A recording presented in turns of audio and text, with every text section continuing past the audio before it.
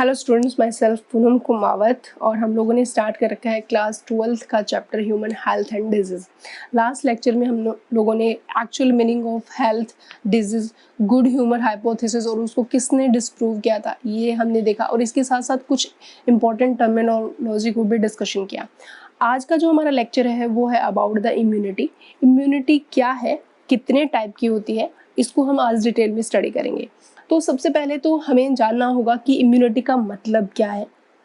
Immunity का मतलब आप यूँ समझो कि हम हमारी लाइफ में हर दिन लगभग बहुत ही लार्ज अमाउंट के अंदर पैथोजेंस या फिर बहुत ही इन्फेक्शियस एजेंट जो होते हैं, जो हमारी बॉडी के अंदर हार्म कर सकते हैं या हमारे बॉडी में डिजीज़ कॉज कर सकते हैं, ऐसे इन्फेक्शियस एजेंट इनगल्फ करते हैं पूरे दिन में लगभग बहुत ज़्यादा अमाउंट के अंदर।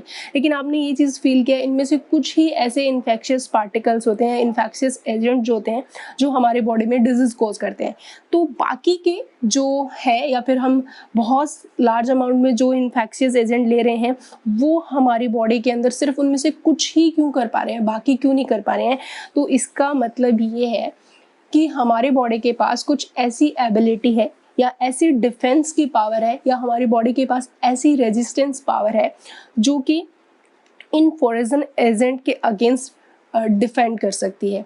ठीक है, तो इसको हम क्या बोलते हैं, इम्यूनिटी बोलते हैं। ठीक है, तो हम इम्यूनिटी को किस तरीके से डिफाइन करेंगे अकॉर्डिंग टू एनसीईआरटी कि इम्यूनिटी एक ऐसी एबिलिटी है हमारी बॉडी की, यानी कि the ability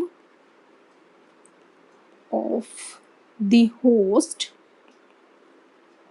to fight the disease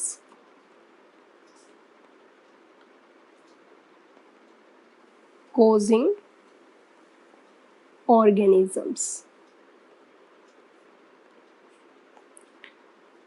conferred by the immune system.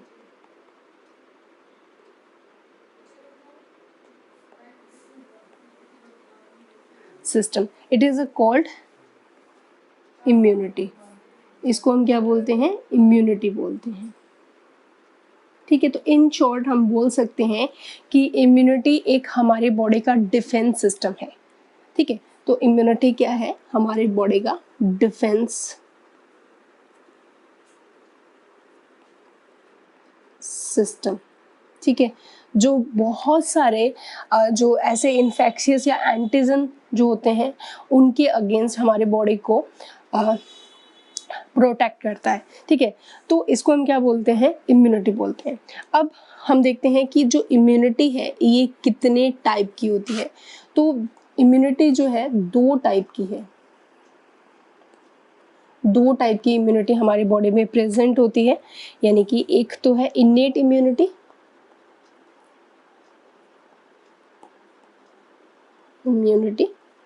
और जो सेकंड इम्यूनिटी है वो है हमारे पास एक्वायर्ड। इन दोनों इम्यूनिटी को हम डिटेल में करने वाले हैं। ठीक है, तो आज का जो हमारा लेक्चर है वो स्पेसिफिक है इनेट इम्यूनिटी के बारे में। नेक्स्ट लेक्चर में हम डिस्कशन करेंगे अबाउट द एक्वायर्ड इम्यूनिटी, यानी कि एक्वायर्ड इम्यूनिटी कितने टाइप की होती है और किस तरीके से रिस्पॉन्स करती है और कौन कौन सी सेल्स एक्वायर्ड इम्यूनिटी के लिए रिस्पॉन्सिबल है। लेकिन एक जनरल इंट्रोडक्शन की बात करें तो जो इनेट इम्यूनिटी होती है वो एक नॉन स्पेसिफिक इम्यूनिटी है।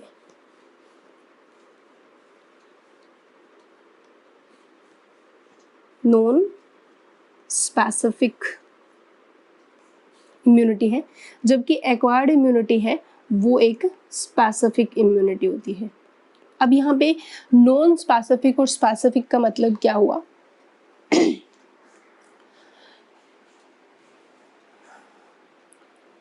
तो नॉन स्पेसिफिक का मतलब होता है कि जो इनेट इम्यूनिटी है ये पार्शियलिटी नहीं कर रही जो भी एंटीजन हमारी बॉडी के अंदर आ रहे हैं, आप यूँ समझ सकते हो।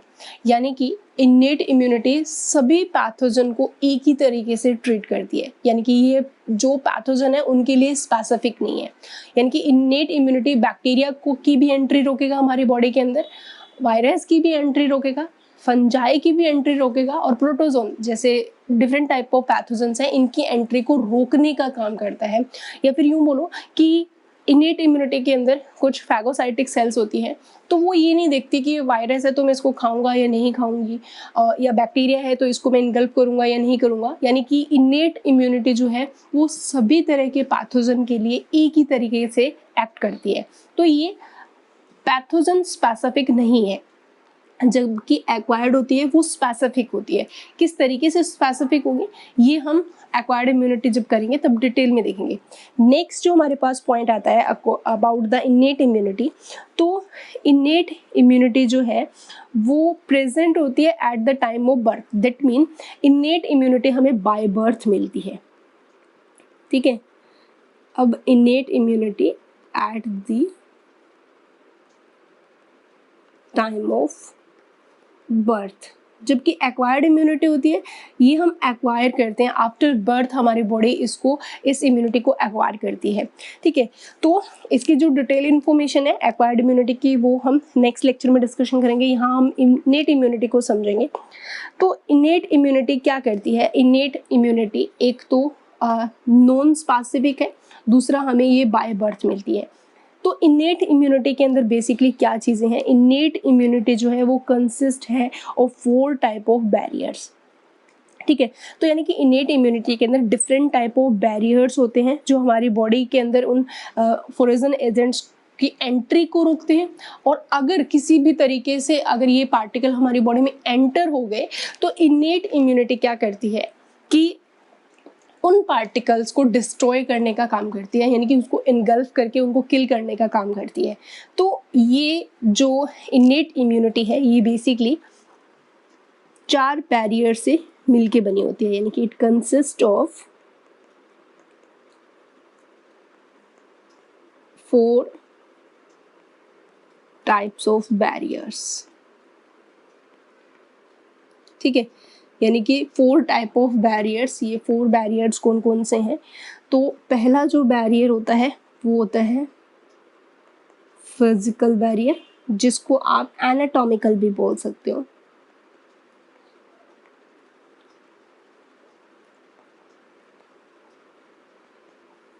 आज हम ये चारों बैरियर डिस्कशन करेंगे। सेकंड जो बैरियर होता है वो होता है फिजियोलॉजिकल,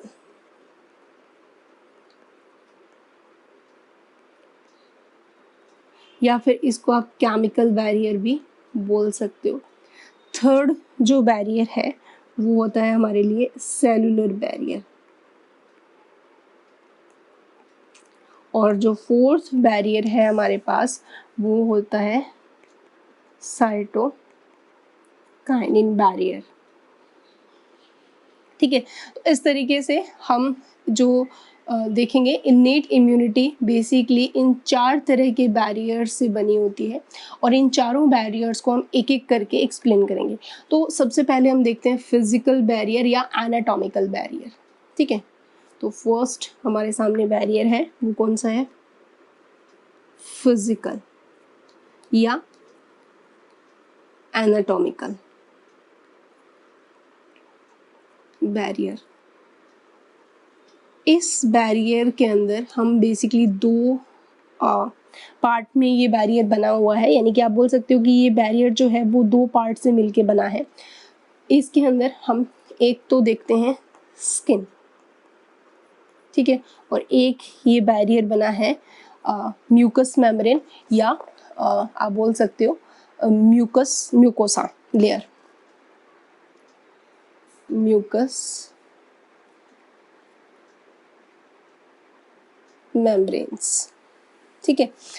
तो यहाँ पे सबसे पहले हम फिजिकल बैरियर में क्या डिस्कशन कर रहे हैं? स्किन, ठीक है। तो स्किन के बारे में हम देखें तो स्किन क्या करती है? ये सबसे आउटर मोस्ट हमारी प्रोटेक्टिव लेयर है बॉडी की। तो स्किन क्या है? आउटर मोस्ट प्रोटेक्टिव लेयर है ऑफ द बॉडी, ठीक है, प्रोटेक्टिव लेयर है। दूसरी चीज़ कि स्किन जो है वो हमारे बॉडी का मेन बैरियर है जो कि प्रिवेंट करता है एंट्री को माइक्रोब्स की। तो इट इज मेन बैरियर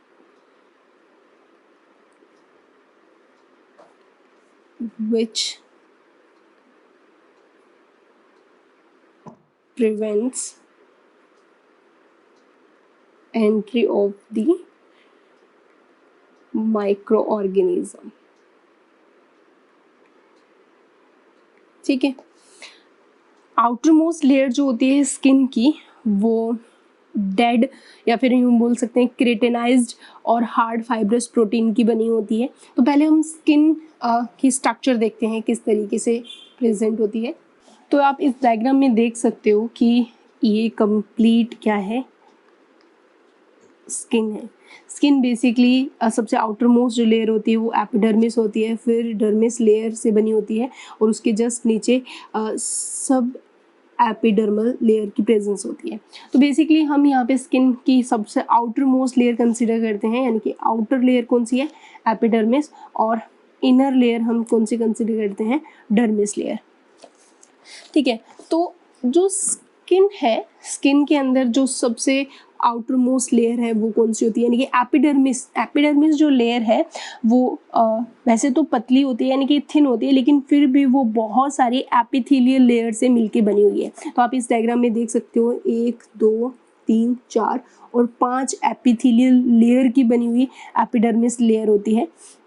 और इसकी सबसे आउटर मोस्ट लेयर जो होती है वो स्ट्राटम कोरोनम होती है ये। और स्ट्राटम कोरोनम की अगर स्ट्रक्चर की बात करें तो यहाँ पे जो आपको ये प्रोटीन्स देखने को मिलते हैं, यहाँ पे ये जो सेल्स होती है वो केराटिनोसाइट सेल्स होती है, और इन सेल्स के अंदर जो प्रोटीन प्रेजेंट होते हैं वो प्रोटीन डेड प्रोटीन यानी कि केराटिनाइज्ड प्रोटीन होते हैं, और हार्ड फाइब्रस प्रोटीन की प्रेजेंस होती है। ठीक है, तो इस लेयर की वजह से, यानी कि ये क्या है, केराटिनाइज्ड प्रोटीन की मिली है, और यहाँ पे हार्ड फाइब्रस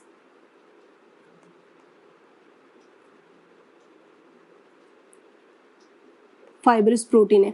इसकी वजह से क्या होता है कि जो स्किन है वो वाटर एंड जर्म प्रूफ होती है। ठीक है, that is a very important, यानी कि इस वजह से ये वाटर और जर्म प्रूफ है।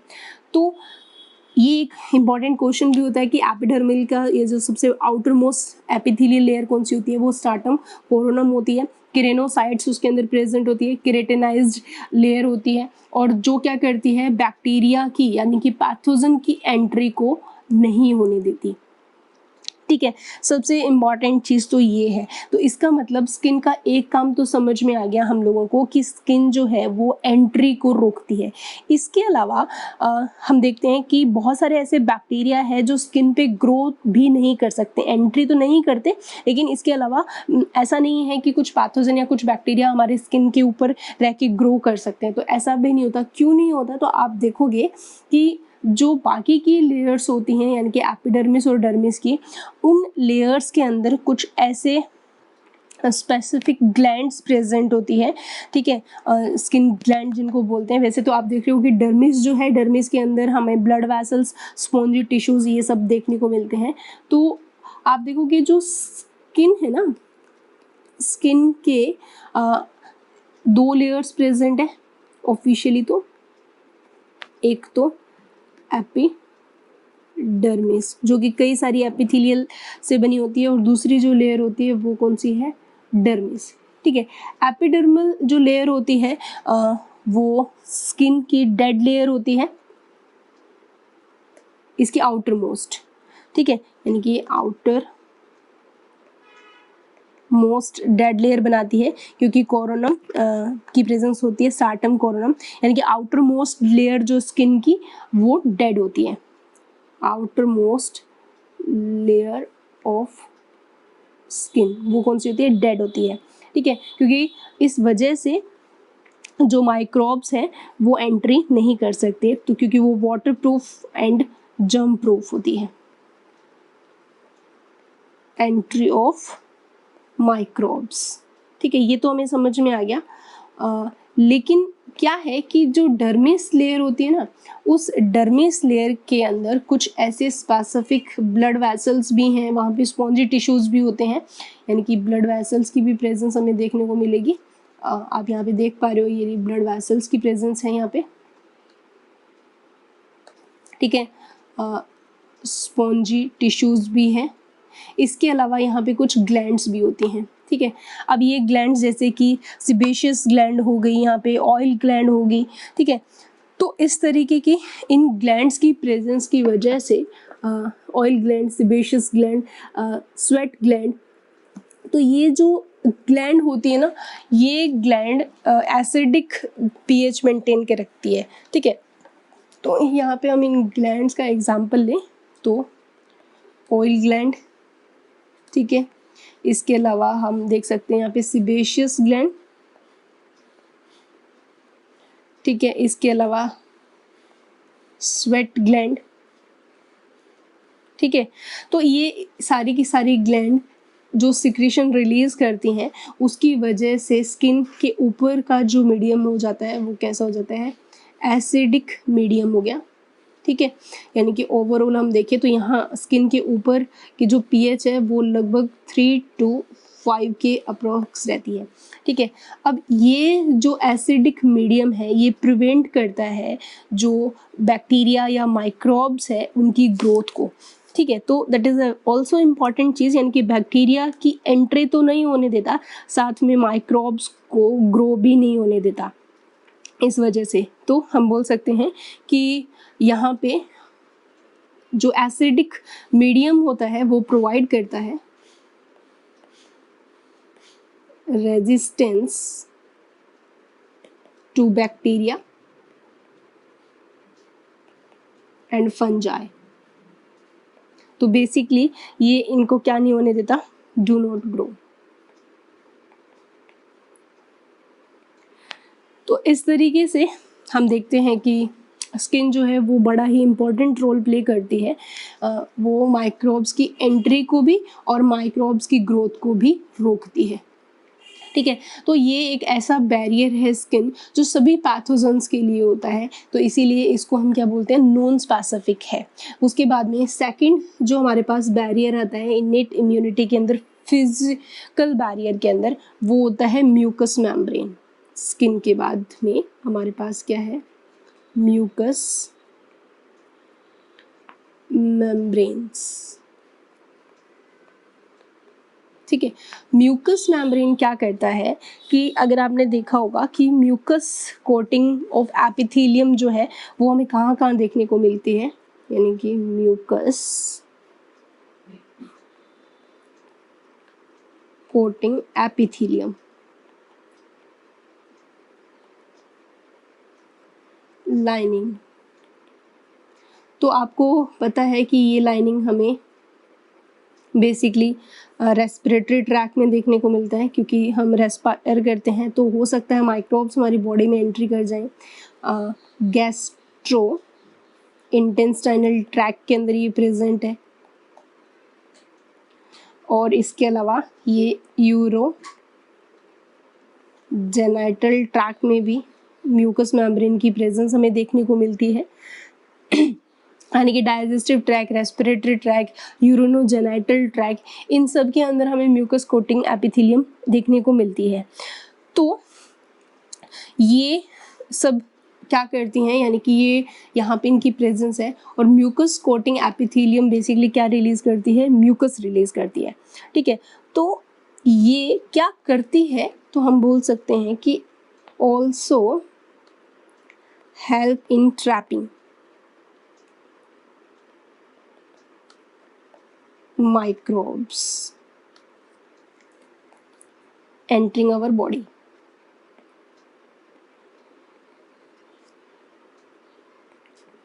यानी कि हमारे बॉडी के अंदर जो माइक्रोब्स हैं उनको ट्रैप करने का काम भी कौन कर रही है, म्यूकस एपिथेलियम करती है। म्यूकस एपिथेलियम में म्यूकस ग्लैंड्स होती हैं, और कुछ ऐसी भी ग्लैंड्स होती हैं या म्यूकस सेल्स होती हैं, और कुछ ऐसी सेल्स होती हैं जो कि सीलिया की भी प्रेजेंस हमें देखने को मिलता है।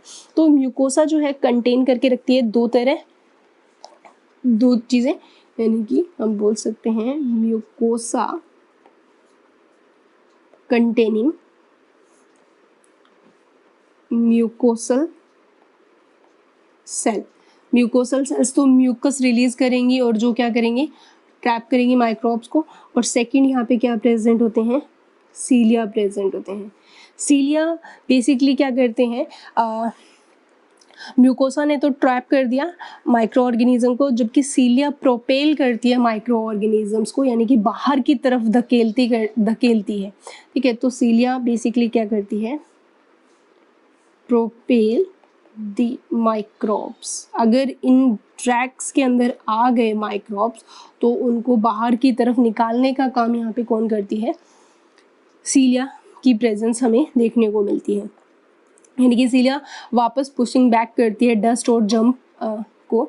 तो इस तरीके से आप देखोगे नेजल ट्रैक के अंदर ये आपको क्लियरली देखने को मिलता है। नेजल ट्रैक के अंदर सीलिया प्रेजेंट होते हैं और उसका काम क्या करती है, वो वापस बाहर की तरफ उन जम्स को या फिर डस्ट पार्टिकल्स होते हैं उनको बाहर की तरफ भेजने का काम करती है। तो इस तरीके से हमें जो फिजिकल बैरियर है उसके अंदर स्किन और जो म्यूकस मेम्ब्रेन है बेसिकली ये ओवरऑल बैक्टीरिया यानी कि माइक्रोब्स या पैथोजन या एंटीजन्स की एंट्री को रोकता है। ठीक है, तो आप देखोगे इसके अलावा कुछ ऐसे भी हम देखते हैं कि ऐसे माइक्रोब्स भी होते हैं, यानी कि सारे माइक्रोब्स हार्मफुल हो ये ज़रूरी नहीं है। कुछ ऐसे इंटरनल फ्रेंडली माइक्रोब्स होते हैं जो इंटेस्टाइन के अंदर प्रेजेंट होते हैं और वेजाइना के अंदर भी इनकी प्रेजेंस देखने को मिलती है। तो ऐसे वेजाइनल जो बैक्टीरिया होते हैं वो वेजाइना का लैक्टिक एसिड रिलीज करते हैं ताकि वहाँ पे एसिडिक इन्वायरमेंट बना रहे और जिससे बैक्टीरिया वहाँ पे ग्रोथ ना कर सके। तो इस तरीके से हमारी बॉडी ओवरऑल चाहे फ्रेंडली माइक्रोब्स की हेल्प से बोल दो या फिर हमारा खुद का जो स्किन और म्यूकस मेम्ब्रेन का जो बैरियर है वो ओवरऑल माइक्रोब्स की ग्रोथ और उसकी एंट्री दोनों को रोकने का काम हम कहाँ देख रहे हैं, फिजिकल बैरियर में देखते हैं। तो ये था हमारा फिजिकल बैरियर। उसके बाद हम सेकेंड बैरियर डिस्कशन कर रहे हैं और वो है हमारे सामने फिजियोलॉजिकल बैरियर या फिर आप इसको केमिकल बैरियर भी बोल सकते हो। ठीक है, ये बैरियर क्या है इसको हम समझते हैं पहले।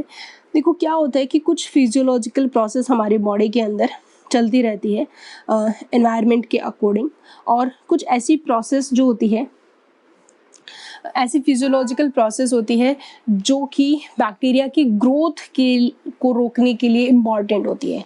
ठीक है, यानी कि कुछ ऐसी physiological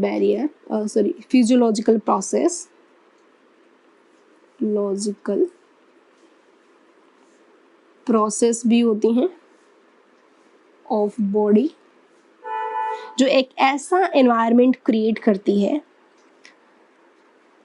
of body create as a worst adverse environment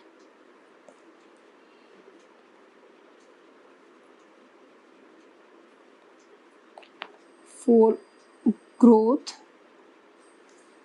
of bacteria। ठीक है, और इसके अलावा कुछ फिजियोलॉजिकल प्रोसेस का जो रिजल्ट है वो कुछ केमिकल्स के फॉर्म में भी हमें देखने को मिलता है, जो ये केमिकल जो हैं वो इन सारे माइक्रोब्स की ग्रोथ को रोकते हैं या माइक्रोब्स को ही किल करने की कैपेसिटी रखते हैं। तो हम उन सभी को डिस्कशन करेंगे। तो सबसे पहले हम ऐसी फिजियोलॉजिकल प्रोसेस में सबसे पहले हम यहाँ पे रखते हैं वो है fever.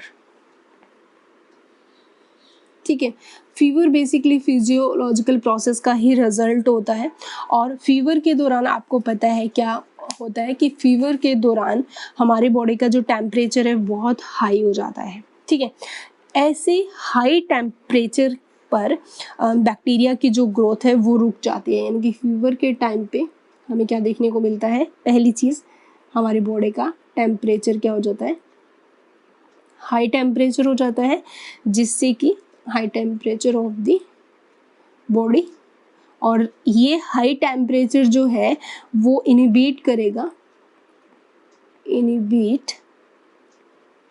The growth of microbes. ठीक है, माइक्रोब्स की ग्रोथ को इनिबिट करेगा। तो यहाँ पे फीवर जो है वो एक तरीके से हमारा डिफेंस का ही रिजल्ट होता है, हमारी बॉडी की डिफेंस सिस्टम का ही रिजल्ट होता है। तो फीवर होने से जो भी माइक्रोब्स हमारी बॉडी के अंदर एंटर किया है उसको एक ऐसा एनवायरनमेंट मिल जाएगा जिसके अंदर वो ग्रोथ नहीं कर सकते। इसके अलावा हम देखते हैं कि पीएच हम जो सेकंड हम यहाँ पे देखेंगे फिजियोलॉजिकल के रिजल्ट से या केमिकल के रिजल्ट से, जो क्या है पीएच हमारी बॉडी की वो भी कुछ इस तरीके से होती है कि वो भी फेवर नहीं करती माइक्रोब्स का। जैसे कि हम एग्जांपल से समझते हैं कि एसिडिक पीएच हमारी बॉडी में डिफरेंट जगह देखने को मिलती है, acidic pH of the body, ठीक है। जैसे कि ओरल कैविटी, ठीक है, एसिडिक पीएच हमें कहाँ कहाँ देखने को मिलेगी हमारी बॉडी में, ओरल कैविटी में, ठीक है। इसके अलावा और कहाँ देखने को मिलेगी, स्टमक के अंदर HCl की प्रेजेंस होती है, ठीक है। इसके अलावा वेजाइना रीजन के अंदर भी पीएच एसिडिक रहती है, ठीक है। तो यहाँ पे जो पीएच है वो एसिडिक है। एसिडिक पीएच का जो रिजल्ट आएगा वो क्या करेगा, ये भी इनिबिट करती है, यानी कि एसिडिक पीएच भी इनिबिट करेगी द ग्रोथ ऑफ माइक्रोब्स, ठीक है। थर्ड हम देखते हैं जो फिजियोलॉजिकल बैरियर में हमारी बॉडी से कुछ ऐसे सिक्रीशंस रिलीज होते हैं, ठीक है, ऐसे सिक्रीशंस निकलते हैं जो कि रिजल्ट है फिजियोलॉजिकल प्रोसेस का ही। और ये जो सिक्रीशंस होते हैं ये भी माइक्रोब्स को डिस्ट्रॉय तक करने की कैपेसिटी रखते हैं। तो इन सिक्रीशंस के एग्जांपल को देखें तो आपको समझ में आएगा कि हमारी बॉडी के कौन कौन से सिक्रीशंस हैं। जैसे कि आई से निकलने वाला जो सिक्रीशन है, जैसे कि टीयर, ठीक है। इसके अलावा सलाइवा, इसके अलावा आप देखें तो सीबम, स्वेट, इसके अलावा ये इस तरीके से काफ़ी सारे हमारे सामने सिक्रीशन है, जो बॉडी सिक्रीशन है ये बेसिकली बॉडी से रिलीज होते हैं। और ये जो सिक्रीशन है इन सब के अंदर हमें क्या देखने को मिलता है, एक स्पेशल एंजाइम हमें देखने को मिलता है। इसके अलावा आप उस एंजाइम का बोल सकते हो लाइसोजाइम, लाइसोजाइम, ठीक है। तो आपका एक और इम्पॉर्टेंट क्वेश्चन क्लियर हो गया कि लाइसोजाइम टीयर्स के अंदर या आई सिक्रीशन में प्रेजेंट होता है, तो बिल्कुल प्रेजेंट होता है। सलाइवा के अंदर लाइसोजाइम की प्रेजेंस हमें देखने को मिलती है। तो लाइसोजाइम जो है एक तरह का एंजाइम है, और ये एंजाइम क्या करता है, इस एंजाइम का अगर हम फंक्शन डिस्कशन करें तो आप बहुत अच्छे से जानते हो कि ये एंजाइम डिस्ट्रॉय कर देता है दी माइक्रोब्स को, ठीक है। तो बेसिकली लाइसोजाइम जो होता है वो माइक्रोब्स, यानी कि अगर बैक्टीरिया की बात करें तो सेल वॉल पर अटैक करता है और सेल वॉल को डिस्ट्रॉय कर देता है। तो इस तरीके से आप देखते हो कि लाइसोजाइम की प्रेजेंस से या यानी कि सिक्रीशंस या पीएच या फीवर जो है ये हमारी बॉडी का फिजियोलॉजिकल या केमिकल बैरियर को ये फॉर्म करता है। तो इस तरीके से हमने 2 बैरियर्स डिस्कशन किए हैं, कौन कौन से हैं। तो इस डायग्राम से ये दोनों के दोनों जो अभी हम लोगों ने किए हैं आपको क्लियर हो जाएंगे। तो एक तो हमने केमिकल या फिजियोलॉजिकल और फिजिकल बैरियर देखा है।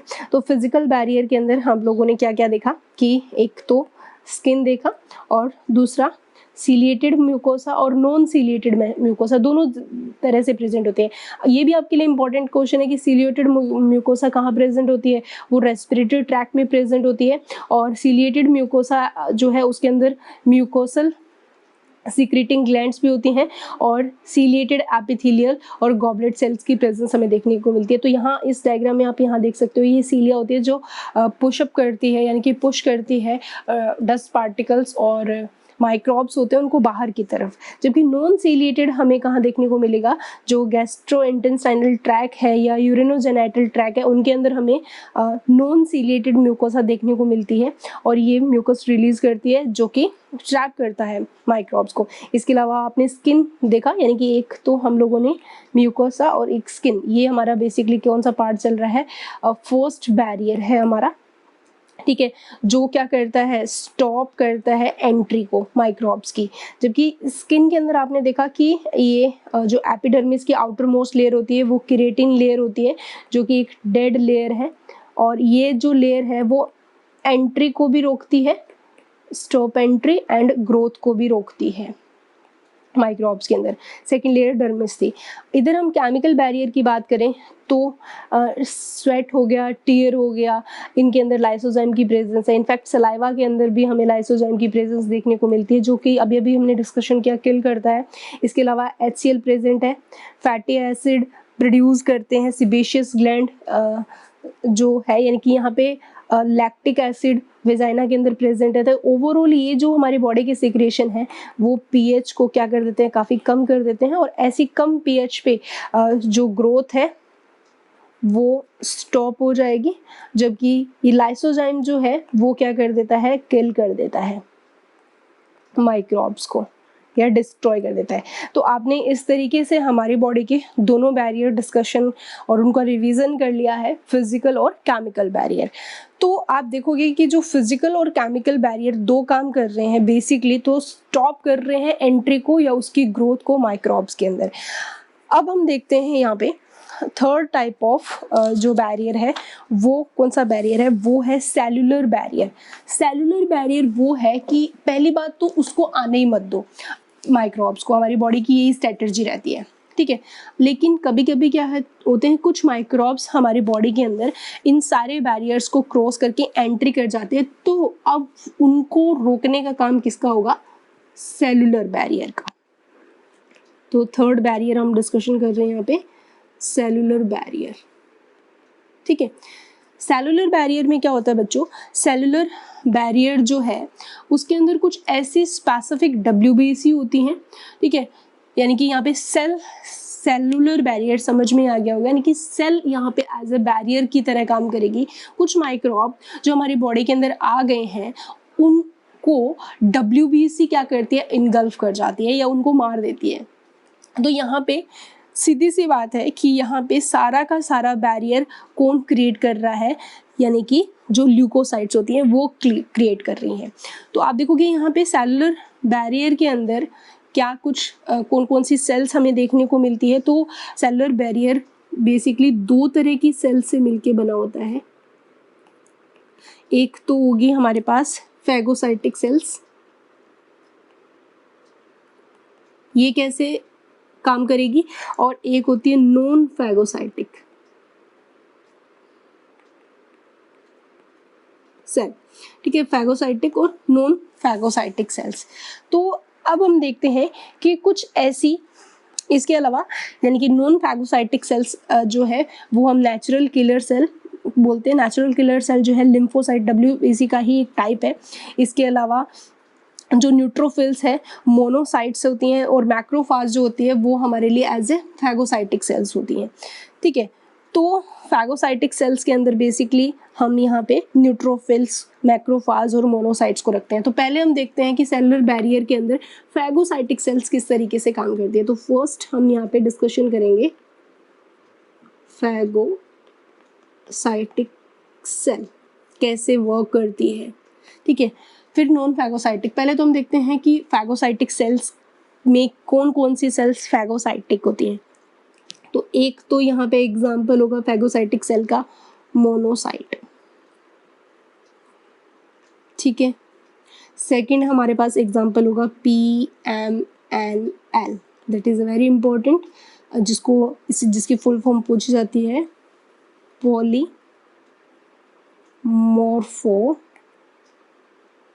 Nuclear leucocyte,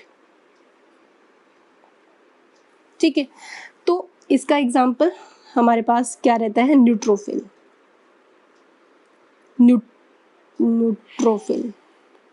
neutrophils. ठीक है, तो मोनोसाइट होगी, न्यूट्रोफिल्स होगी, और तीसरी हमारे पास यहाँ पे सेल आती है वो है मैक्रोफाज। ये तीनों की तीनों सेल जो है हमारे सामने मोनोसाइट है, न्यूट्रोफिल्स हैं और मैक्रोफाज हैं। ये तीनों की तीनों किस तरह की सेल्स हैं? फैगोसाइटिक सेल्स होती हैं। और ये क्या करती हैं? ये जो पैथोजेनिक इन्फेक्शंस उनके अगेंस्ट रिस्पॉन्ड करती है।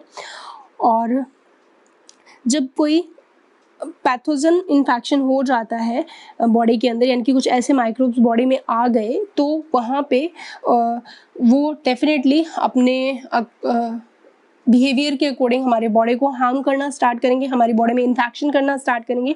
तो उस इन्फेक्शन के अगेंस्ट हमारी बॉडी के अंदर WBC का जो काउंट है वो बढ़ जाएगा, और जैसे ही WBC का अकाउंट बढ़ेगा तो फैगोसाइटिक सेल्स का जो टाइप है, different type of phagocytic cells है, इनका नंबर भी इंक्रीज हो जाएगा। तो यानी कि कुछ ऐसी WBC जो कि पैथोजेंस को इनगल्फ कर देती है, ठीक है, या फिर उनके पास फैगोसाइटोसिस प्रोसेस करने की कैपेसिटी होती है, उनको हम फैगोसाइटिक सेल्स बोलते हैं। ठीक है, तो हम बोल सकते हैं कि यहाँ पे क्या होता है कि in response to pathogenic infection,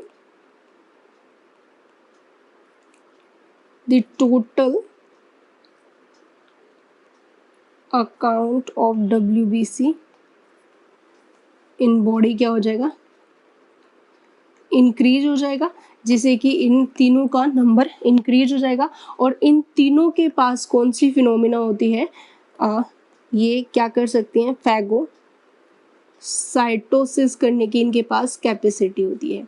तो यहाँ पे मोस्ट इम्पॉर्टेंट फैगोसाइटिक सेल अगर हमसे पूछा जाए, मोस्ट इम्पॉर्टेंट फैगोसाइटिक सेल्स तो हमारे पास दो हैं, एक तो मैक्रोफाज होती है और एक होती है neutrophils. That is a most important phagocytes. ये एक इम्पॉर्टेंट क्वेश्चन है। यानी कि मोनोसाइट जो है वो जिस जगह पे इन्फेक्शन हुआ है वहाँ पे जाके रिलीज होती हैं, या उस जगह पे बहुत ज़्यादा अमाउंट में इंक्रीज हो जाती है। और बेसिकली मैक्रोफाज जो होती है ना, वो बहुत लार्ज और इरेगुलर शेप की सेल होती है। ये भी इनगल्फ कर लेती है माइक्रोब्स, जैसे वायरस हुआ या फिर बैक्टीरिया हुआ, जो भी वहाँ पे सेलुलर डिवायरीज होते हैं, उन सबको इनगल्फ करने का काम हमें यहाँ पे मैक्रोफाज के थ्रू देखने को मिलता है।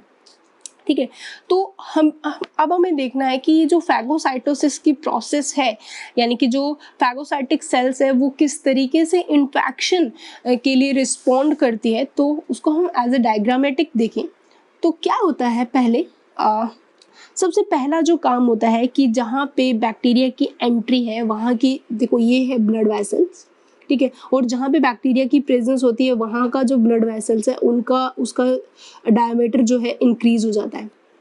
ये है ब्लड वेसल्स, ठीक है।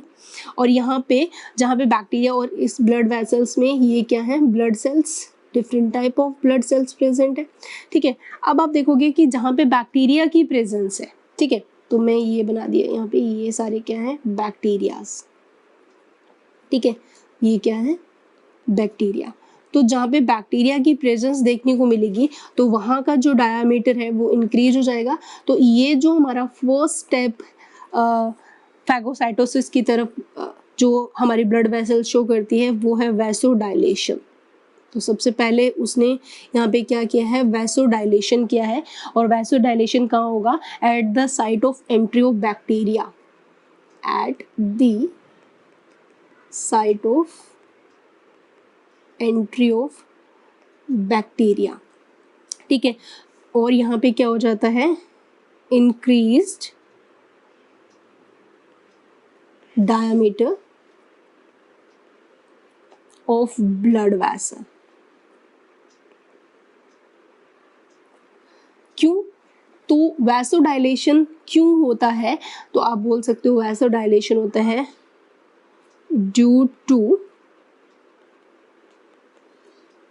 हिस्टामाइन। ठीक है, ये हम जब इन्फ्लामेशन करेंगे तब देखेंगे, यानी कि जहाँ पे बैक्टीरिया की प्रेजेंस है या जिस जगह से हमारी स्किन के अंदर मान लो कोई पिन चुभ गई या फिर कट लग गया तो वहाँ पे बैक्टीरिया एंटर करेंगे, तो वहाँ पे जो वहाँ की मास्ट सेल्स है, बेसोफिल सेल्स है, उनके थ्रू हिस्टामिन रिलीज किया जाता है और उस पर्टिकुलर एरिया की जो ब्लड वेसल्स है उनका जो ब्लड वेसल्स का डायमीटर है वो इंक्रीज हो जाता है। तो यहाँ पे किस वजह से हो रहा है, तो हम आंसर करेंगे हिस्टामिन। तो फर्स्ट तो ये काम हो गया। अब हम देखते हैं कि अब आगे क्या होता है। तो आगे आप देखोगे कि ये मान लो ब्लड वेसल की लेयर है, एपिथेलियल सेल से मिलके बनी होती, और यहाँ पे हम देखते हैं ये है हमारे पास WBC जो कि प्रेजेंट होती है, ल्यूकोसाइट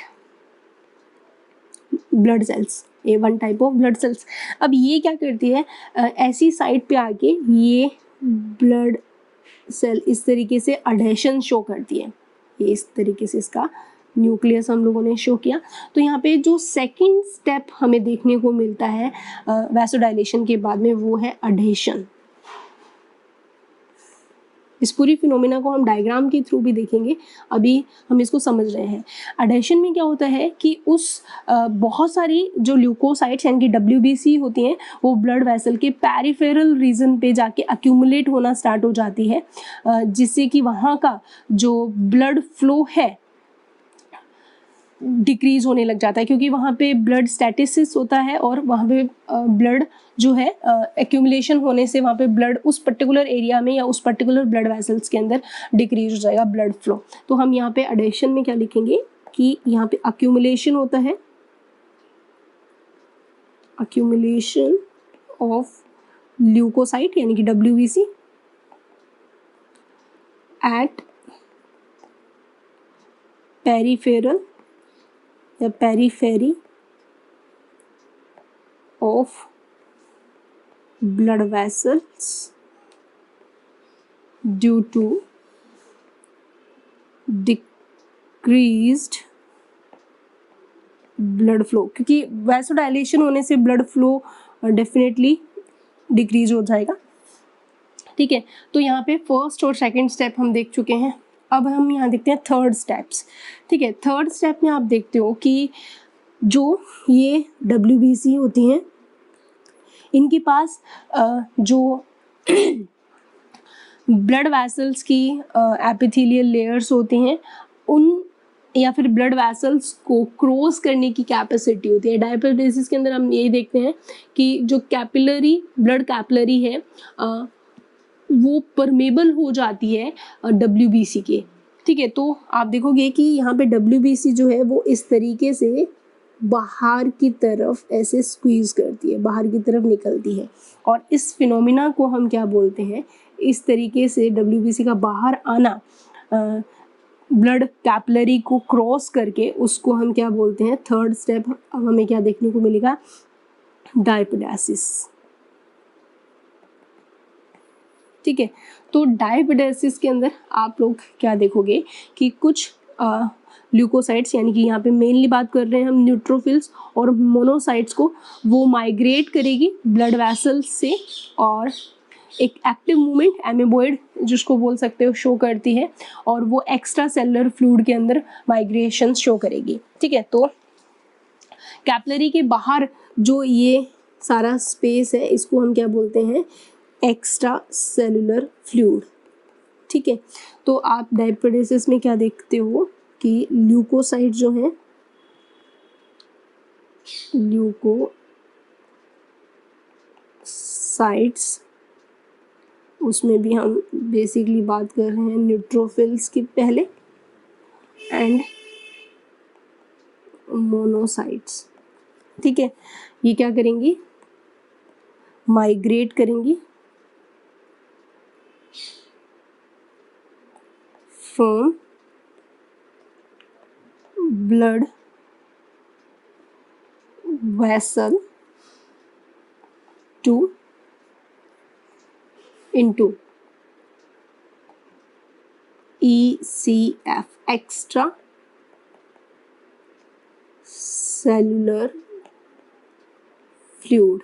ठीक है, और ये जो माइग्रेशन के लिए मूवमेंट होता है वो कौन सा मूवमेंट होता है, तो एक तरह का एक्टिव मूवमेंट शो करते हैं, क्योंकि हमें पता है WBC का जो एक्टिव मूवमेंट्स होता है और वो कौन सा होता है, एमेबॉइड। ठीक है, तो इस तरीके का जो एक्टिव मूवमेंट ब्लड वेसल से बाहर आना वो हम क्या बोलते हैं, डायपोडेसिस बोला जाता है। ठीक है, तो हमारे पास यहाँ पे 3 स्टेप हो चुके हैं, वैसोडाइलेशन हो गया, एडेशन हो गया और डायपोडेसिस हो गया। डायपोडेसिस के बाद हमारे सामने जो डायग्राम आएगा वो कुछ इस तरीके से आएगा। ये हमारी ब्लड वेसल्स थी, ठीक है, और ब्लड वेसल से WBC यहाँ पे माइग्रेट होके बाहर आ चुकी है ल्यूकोसाइट। ठीक है, कहाँ पे, एक्स्ट्रा जो सेलुलर फ्लूइड है उसके अंदर। अब यहाँ पे आने के बाद क्या होता है कि बैक्टीरिया की प्रेजेंस तो हमने देखा यहाँ पे थी। ठीक है, तो ये सारे क्या हैं, ये बैक्टीरिया है। ठीक है, ये माइक्रोब्स हैं। तो आप देखोगे कि ये बैक्टीरिया जो है कुछ केमिकल्स रिलीज करते हैं। ठीक है, ये क्या है, टॉक्सिक केमिकल। ठीक है, इन केमिकल की तरफ ये ल्यूकोसाइट क्या होती है, अट्रैक्ट हो गई।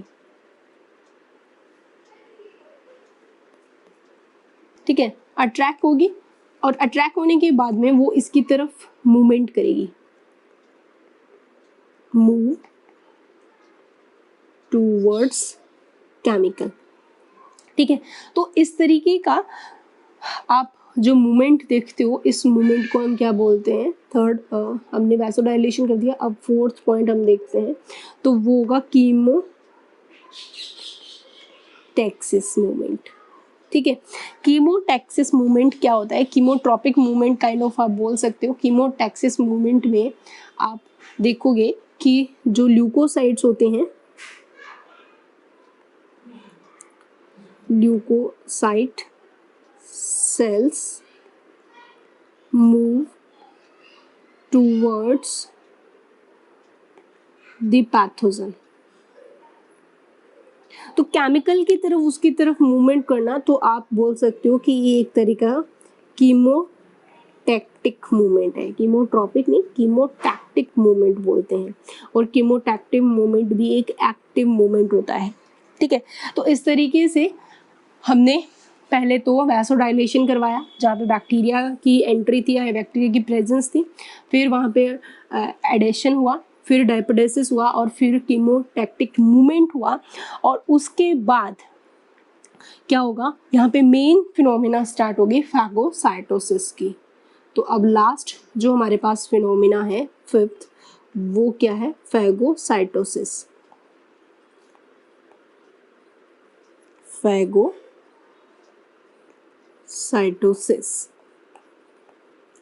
ठीक है, तो फैगोसाइटोसिस करने से पहले जो हमने किया है उसका एक इमेज देख लेते हैं, तो अच्छे से क्लियर हो जाएगा अब तक का सारा मूवमेंट। तो इस डायग्राम में आप बहुत अच्छे से सारी चीज़ें देख सकते हो कि ये ब्लड वेसल, इनकी कैपिलरी वॉल है और ये न्यूट्रोफिल्स हैं। ये पहले इन्फेक्शंस पार्टिकल्स को यहाँ पे कैप्चर करती हैं। कैप्चर करने के बाद में वो अडेशन और एक्टिवेशन मूवमेंट या एक्टिव हो गए। इस तरीके से ये जो हमारी फिनोमिना थे वो डायपोडेसिस है, वो आएगी, पहले अडेशन करेगी, अडेशन के बाद में यहाँ पे डायपोडेसिस, और डायपोडेसिस करने के बाद में वो इस तरीके से बाहर रिलीज हो जाती है। ठीक है, एक्स्ट्रा सेलुलर फ्लूइड में, और बाहर आने के बाद में यहाँ पे वो कौन सा मूवमेंट करेगी, कीमोटैक्टिक मूवमेंट हमें देखने को मिलता है बेसिकली, कीमोटैक्टिक मूवमेंट। ठीक है, केमिकल की तरह। और फिर यहाँ आप जाके देखोगे ये बैक्टीरियाज होते हैं और इन बैक्टीरिया को इस तरीके से वो इनगल्फ कर लेती है, तो फैगोसाइटोसिस ऑफ बैक्टीरिया। तो ये जो फिनोमिना है वो किस तरीके से होगी आगे, इनगल्फ करने के बाद में इस बैक्टीरिया क्या क्या इस फैगोसाइटिक सेल ने, वो हम अभी देखेंगे। तो बेसिकली अब हमें क्या पढ़ना है, फैगोसाइटोसिस पढ़ना है, यानी कि हमने बैक्टीरिया के सामने हमारी जो WBC या ल्यूकोसाइट है उसको लाके खड़ा कर दिया।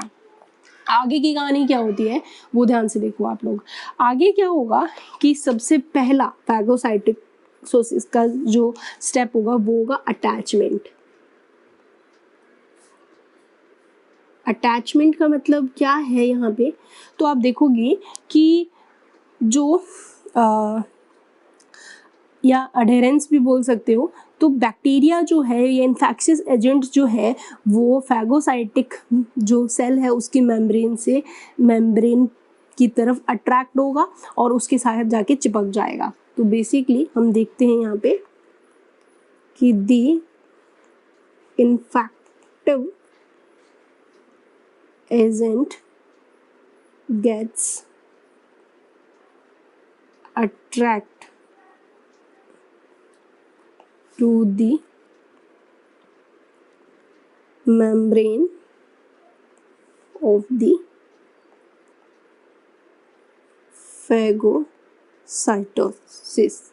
phagocytes। ठीक है, तो फर्स्ट स्टेप तो हमारे सामने कुछ इस तरीके से देखने को मिलेगा। तो ये फिनोमिना किस तरीके से होगा, इसको हम एज अ डायग्राम देखें तो एज अ शॉर्ट हम देख रहे हैं यहाँ पे डायग्राम। ये मान लो हमारी फैगोसाइटिक सेल WBC है और सबसे पहले ये पैथोजन जो है वो यहाँ पे यानी कि जो बैक्टीरिया है बेसिकली वो इसकी जो मेम्ब्रेन है उसके ऊपर क्या हो गया, अटैच हो गया। ठीक है, तो ये यहाँ पे क्या है, बैक्टीरिया। ठीक है, तो इस स्टेप को हम क्या बोलते हैं, अटैचमेंट बोला। अटैचमेंट होने के बाद यानी कि अब फैगोसाइटोसिस क्या करती है, इनगल्फ करेगी और एक वैक्यूल में उसको पैक करेगी, जिस फिनोमिना को हम क्या बोलते हैं, एंडोसाइटोसिस बोलते हैं। सेल इनगल्फ करेगी, किस तरीके से करती है, यानी कि सेकंड स्टेप अब हमारे सामने जो आएगा वो क्या होगा, इंजेशन। ठीक है, और इंजेशन के अंदर बेसिकली हम क्या चीज़ देखेंगे, इंजेशन के अंदर जो फैगोसाइट होती है वो इनगल्फ करेगी दी पर्टिकुलर मटेरियल या बैक्टीरिया या कुछ भी केमिकल जो कि बैक्टीरिया के थ्रू रिलीज हुआ है इनटू ए वैक्यूल, और उस वैक्यूल को हम क्या बोलते हैं, फैगोसोम बोला जाता है। ठीक है, उसके बाद क्या होता है, यानी कि ये फिनोमिना किस तरीके से होती है, पहले हम ये देखते हैं।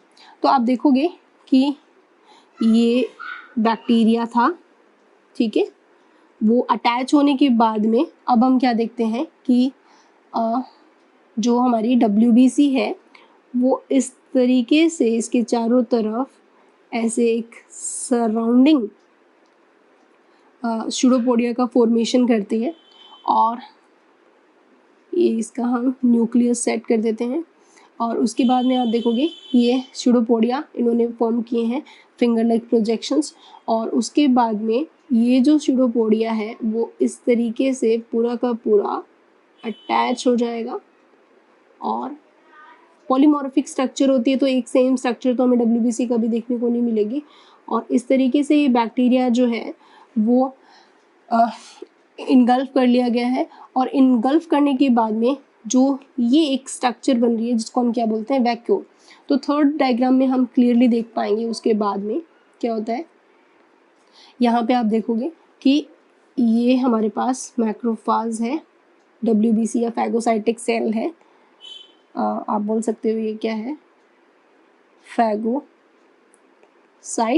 और इसने क्या किया, एक वैक्यूल बनाया और इस वैक्यूल के अंदर किसको इनगल्फ कर लिया, माइक्रोब को, और इस स्ट्रक्चर को हम क्या बोलते हैं, फैगोसोम। आपको एक एक स्टेप क्लियरली समझाया जा रहा है। तो इस तरीके से आप देखते हो कि फैगोसाइटोसिस की फिनोमिना के अंदर इंजेशन का जो स्टेप है वो कंप्लीट हुआ है, इनगल्फ हो चुका है। अब आगे क्या होता है, तो अब आगे आप देखोगे कि जो फैगोसाइटोसिस होती है यानी कि फैगोसाइटिक सेल होती है, इसके अंदर लाइसोसोम की प्रेजेंस होती है। और ये लाइसोसोम जो होते हैं वो अपने अंदर, आपको पता है कि बहुत सारी यानी कि 51 टाइप्स ऑफ हाइड्रोलाइटिक एंजाइम जो है उसको स्टोर करके रखता है। तो ये क्या है, लाइसोसोम। अब आगे क्या होता है कि लाइसोसोम और ये दोनों एक दूसरे की तरफ आएंगे, और आने के बाद जो ये फ्यूज हो जाएगा किसके साथ, जो फैगोसोम है उसके साथ। तो ये हमारा बैक्टीरिया, और इस बैक्टीरिया पे लाइसोसोम जो है अपना हाइड्रोलाइटिक एंजाइम्स को रिलीज करेगा, यानी कि फ्यूजन होगा यहाँ पे। तो डेफिनेटली इनके बीच के अंदर जो हाइड्रोलाइटिक एंजाइम है वो यहाँ पे बैक्टीरिया के ऊपर अटैक करेंगे और उसको उसको ये डाइजेस्ट करने की कोशिश करेंगे। तो यहाँ पे जो ये स्ट्रक्चर बन रही है इसको हम बोलते हैं फैगोलाइसोसोम का फॉर्मेशन हुआ। और फैगोलाइसोसोम के दौरान यहाँ पे एक सबसे इम्पोर्टेंट फिनोमिना होता है, वो है डाइजेशन। ठीक है, जो माइक्रोब आया है उसका ये डाइजेशन करेगा। आफ्टर दैट क्या होता है, डाइजेशन के बाद हम इसको नेक्स्ट डायग्राम के थ्रू समझे तो आप देखोगे ये हमारे पास एक बड़ी सी मैंने क्या बना दी, जो मैक्रोफाज है या फिर आप बोल सकते हो कि फैगोसाइटिक सेल है। इसने यहाँ पे हमने देखा कि इस तरीके से जो लाइसोसोम था उसने अटैक किया, उसके एंजाइम्स ने, इस बैक्टीरिया के ऊपर। और आफ्टर दैट क्या देखने को मिलता है, उसके बाद देखते हो कि यहाँ पे जितने भी अनडाइजेस्टेड पार्टिकल्स थे वो यहाँ पे इंट्रासेलुलर किलिंग होगी। तो यहाँ पे आप बोल सकते हो कि ये यहाँ पे क्या हो रही है, intra cellular killing of bacteria. ठीक है, तो मोस्ट ऑफ बैक्टीरिया जो है वो इस तरीके से हाइड्रोलाइटिक एंजाइम्स के थ्रू डिस्ट्रॉय कर दिए जाते हैं। और उसके बाद में एक ऐसी रेजिडुअल बॉडी बनती है जिसके अंदर वो जो पार्टिकल है वो यहाँ पे बचते हैं बैक्टीरिया के, यानी कि डिस्ट्रक्टिव ऑफ अनडाइजेस्टेड जो माइक्रोब्स है, यानी कि जिनका डाइजेशन नहीं हुआ, वो पार्टिकल्स यहाँ पे एज ए रेजिडुअल बॉडी के फॉर्म में बनते हैं। और फिर इनको क्या कर दिया जाता है, एक्सोसाइटोसिस की फिनोमिना हमें देखने को मिलती है। तो आप देखोगे कि ये जो पार्टिकल्स होते हैं वो, तो इनको हम इस तरीके से बाहर की तरफ रिलीज कर दिया जाता है सेल के। ठीक है, तो इस तरीके से हमने एक्सोसाइटोसिस की फिनोमिना देखी। तो इस तरीके से एक मैक्रोफाज वर्क करती है, इंट्रासेलुलर बेसिकली किलिंग करती है माइक्रोब्स का। तो इस पूरे फिनोमिना को एक डायग्राम के थ्रू समझें तो कुछ इस तरीके से होगा। तो अभी तक सारे जो स्टेप्स है वो हम लोगों ने देखा कि कीमोटैक्टिक या कीमोटैक्सिस मूवमेंट हुआ, और उसके बाद में अडेरेंस हुआ माइक्रोब्स का फैगोसाइटिक सेल से, उसके बाद में इंजेक्शन हुआ, फिर फैगोसोम का फॉर्मेशन हुआ, उसके बाद में फैगोपॉलीसोम बना, उसके बाद में उस पर्टिकुलर माइक्रोब का डाइजेशन हुआ, फिर एक रेजिडुअल बॉडी बनी जो कि अनडाइजेस्टेबल मटेरियल को कैरी कर रही थी, और फिर उसको क्या कर दिया, बाहर डिस्चार्ज कर दिया। तो ये हमारे पास क्या है, ये पूरी की पूरी फेज थी फैगोसाइटोसिस की, और ये एक फैगोसाइटिक सेल है।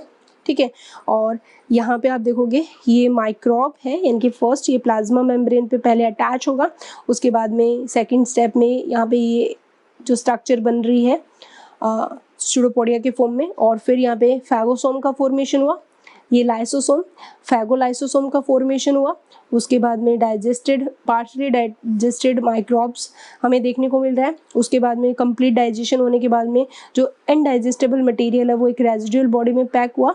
और 7th पॉइंट में आप देखोगे यहाँ पे जो एक्सोसाइटोसिस की फिनोमिना हमें देखने को मिल रही है कि जो अनडाइजेस्टेड मटेरियल था उस बैक्टीरिया को, उसको बाहर क्या कर दिया गया है, डिस्चार्ज कर दिया गया है। तो इस तरीके की पूरी फिनोमिना हमें एक फैगोसाइटोसिस सेल के थ्रू फैगोसाइटिक सेल के थ्रू देखने को मिलती है, और जिसके अंदर अगर कोई माइक्रोब हमारी बॉडी में एंटर कर जाता है तो उसे इस तरीके से किल कर दिया जाता है। तो ये जो काम था वो किसका था, फैगोसाइटिक सेल्स का था।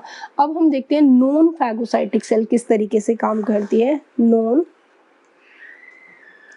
फैगोसाइटिक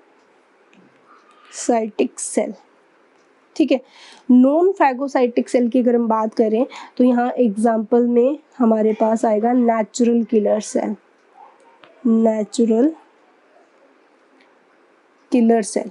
ठीक है, एनके सेल के नाम से भी हम इनको जानते हैं। ठीक है, तो आप देखोगे कि जो नेचुरल किलर सेल होती हैं वो किस तरीके से काम करती हैं। तो नेचुरल किलर सेल जो होती है वो लार्ज ग्रैनुलर लिम्फोसाइट होती हैं, लार्ज ग्रैनुलर लिम्फोसाइट, ठीक है। और लिम्फोसाइट्स हैं और ये क्या करती हैं कि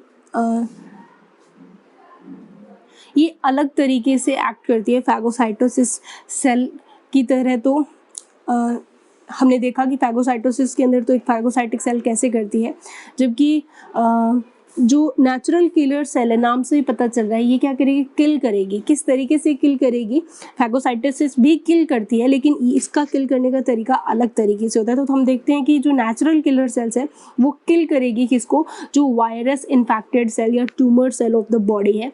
और किस तरीके से अगर हम देखें तो ये हमारी सेल्स हैं, बॉडी सेल्स, ठीक है, यानी कि ये हमने बनाए हमारे बॉडी की टिश्यू है और इन टिश्यूज़ के अंदर मान लो इस तरीके से वायरस ने अटैक कर दिया, ठीक है। तो अब ये जो सेल होगी इसको हम क्या बोलेंगे, वायरस इन्फेक्टेड सेल, या फिर या तो ये हो सकती है या फिर कोई ऐसी सेल जो ट्यूमर कोज करती है वो भी हो सकता है, या फिर कोई tumour cells of the body, ठीक है। अब उसके बाद में क्या होगा, नेचुरल किलर सेल किस तरीके से काम करेगी। तो ये नेचुरल किलर सेल है हमारे पास NK सेल। अब NK सेल जो है वो क्या करेगी, कुछ सब्सटेंस रिलीज करेगी, केमिकल्स, ठीक है। और ये जो केमिकल्स होते हैं इनको हम क्या बोलते हैं, परफोरिन, ठीक है। ये परफोरिन जो है वो इस वायरस इन्फेक्टेड सेल, ये मान लो वायरस इन्फेक्टेड सेल है और इस वायरस इन्फेक्टेड सेल के प्लाज्मा मेम्ब्रेन से जाके ये परफोरिन चिपक गया यहाँ इस तरीके से प्लाज्मा मेम्ब्रेन पे। और ये परफोरिन का फंक्शन क्या होता है, परफोरिन बेसिकली पोर फॉर्मेशन कर देता है, पोर्स ऑन प्लाज्मा मेम्ब्रेन।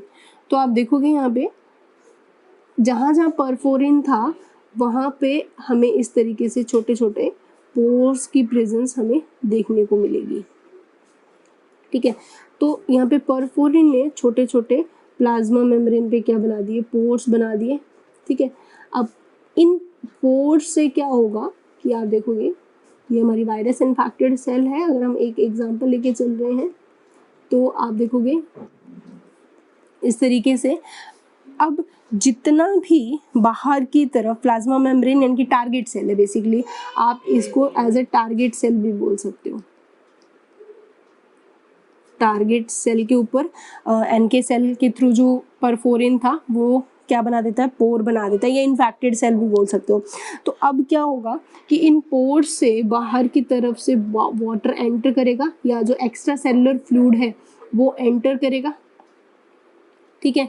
तो यहाँ पे वाटर या एक्स्ट्रा सेलुलर फ्लूइड हम बोल सकते हैं कि वो इसके अंदर एंटर करेगा, जिससे कि ये सेल क्या हो जाएगी, स्वेल हो जाएगी और स्वेल होने के बाद में ब्रस्ट हो जाएगी। तो आप देखोगे कि इस सेल के ऊपर क्या रिजल्ट होगा, water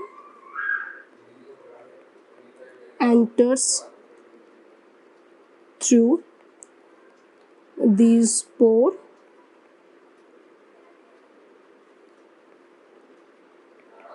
causing swelling and bursting.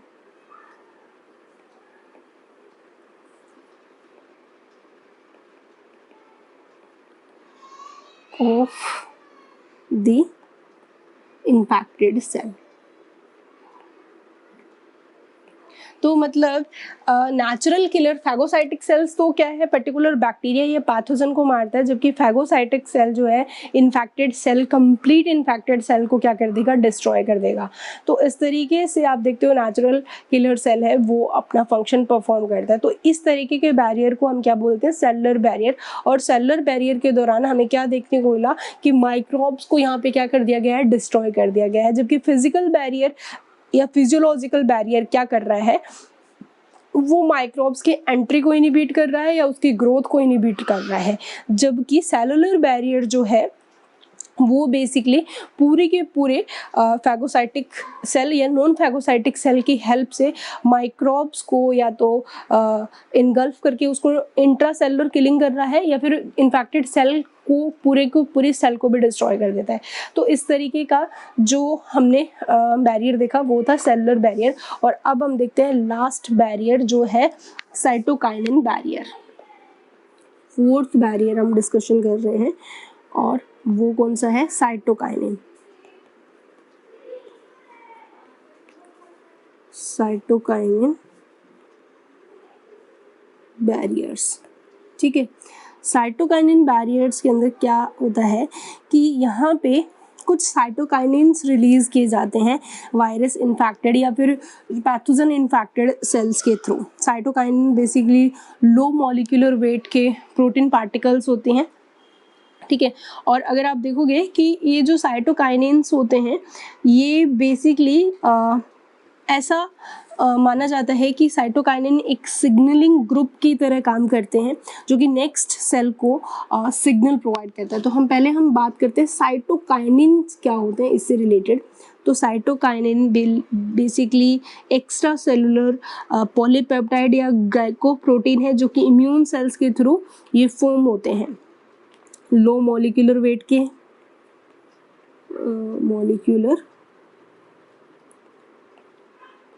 के और एक्स्ट्रा सेलुलर पॉलीपेप्टाइड या फिर ग्लाइकोप्रोटीन है। और कौन बनाता है, synthesised by different immune cells, ठीक है।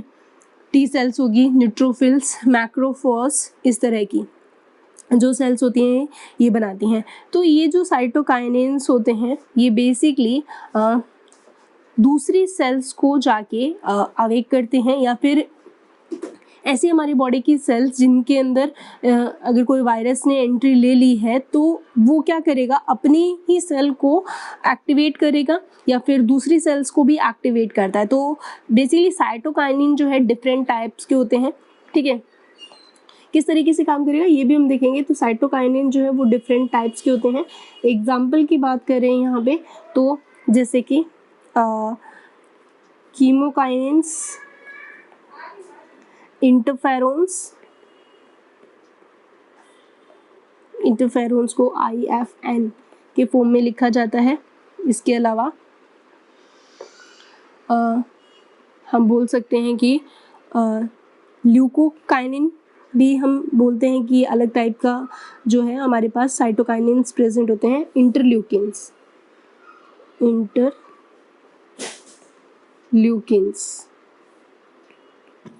IL, लिम्फोकाइनिन्स,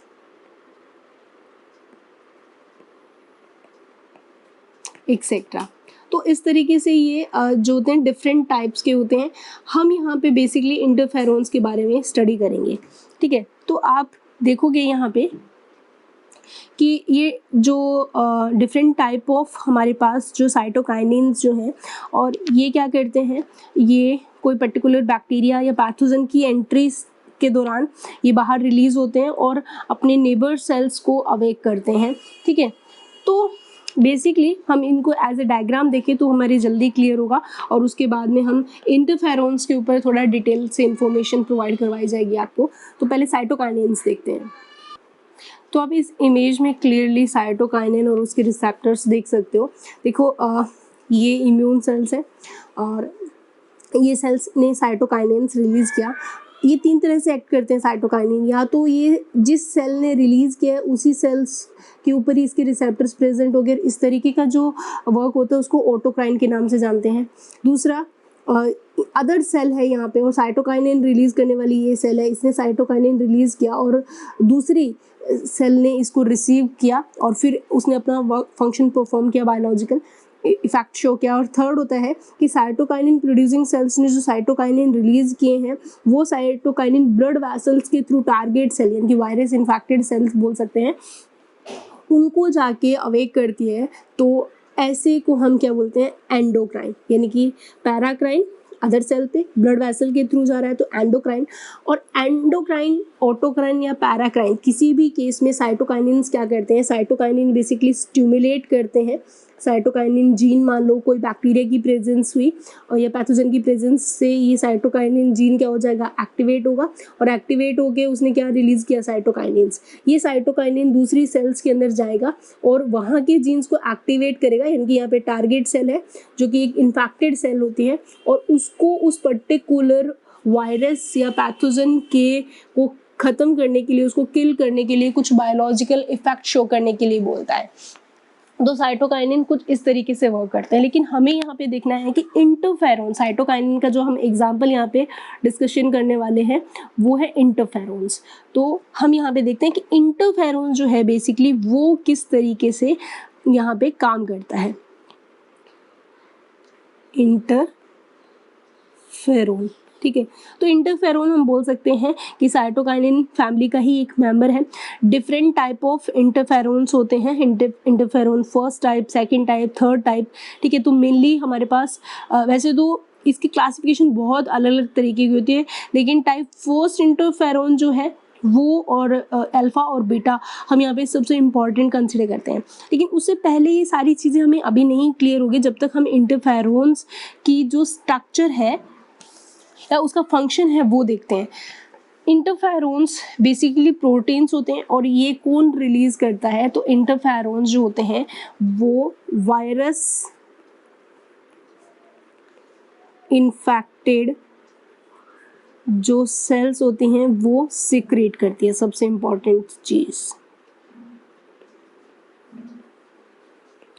ठीक है, जिनको हम क्या बोलते हैं, इंटरफेरोन्स, ठीक है। और ये करते क्या हैं, which protect known infected cells from further viral infection। कैसे, सबसे इम्पोर्टेंट क्वेश्चन। इंटरफेरोन्स जो हैं वो बेसिकली क्या करते हैं, इंटरफेरोन्स एंटीवायरल प्रोटीन होते हैं जो कि लगभग 270 एमिनो एसिड से मिलके बने होते हैं, ठीक है। तो ये बेसिकली क्या है, इंटरफेरोन एंटी वायरल प्रोटीन है और लगभग 270 एमिनो एसिड के ये बने होते हैं। सिक्रेटेड कहाँ से होते हैं, वायरस इन्फेक्टेड सेल से, और ये स्टिमुलेट करते हैं, ये क्या करेंगे, stimulates the neighbor cell या adjacent cell to produce the translation inhibiting protein, that is a very important thing, जिसको TIP के नाम से जाना जाता है, ठीक है। तो जो मैकेनिज्म होता है वो इंटरफेरोन्स जो हैं बहुत ही स्पेसिफिक होते हैं, स्पीसीज स्पेसिफिक होते हैं, that is a very important, यानी कि हर एक स्पीसीज के लिए अलग तरीके का क्योंकि वायरस भी अलग अलग तरीके के होते हैं, तो ये भी स्पीसीज होते हैं, स्पीसीज स्पेसिफिक होते हैं, और इनका जो मैकेनिज्म होता है इंटरफेरोन्स का वो भी लिमिट्स होता है इन्फेक्शन वो वायरस, यानी कि हर एक वायरस के लिए ये अपना मैकेनिज्म शो नहीं करते। तो इन mechanism interferon limits the infection of virus। ठीक है, तो वायरस इन्फेक्शन को कंट्रोल करने के लिए रिस्पॉन्सिबल होते हैं। तो इंटरफेरोन जो क्या करती है, जो नॉन इन्फेक्टेड सेल है उनको रेजिस्टेंट कर देती है। किस तरीके से ये काम करेगी और ये कितने टाइप की ये प्रेजेंट होती है वो भी हम देखेंगे। तो बेसिकली आप यहाँ पे इंटरफेरोन्स के बारे में अगर हम बात कर रहे हैं तो मैं बता दूँ आपको कि इनका मॉलिक्यूलर वेट भी लो होता है। और ये बेसिकली हम 3 टाइप के इंटरफेरोन्स यहाँ पे डिस्कशन करेंगे। 3 टाइप्स ऑफ इंटरफेरोन्स। एक तो होता है अल्फा इंटरफेरोन, एक होता है बीटा इंटरफेरोन और एक होता है गामा इंटरफेरोन्स। ठीक है, तो आप देखोगे ये ल्यूकोसाइट रिलीज करती है और ये कोई भी हमारी बॉडी के फाइब्रोब्लास्ट सेल्स के थ्रू रिलीज किया जाता है और ये लिम्फोसाइट्स इसको रिलीज करती है।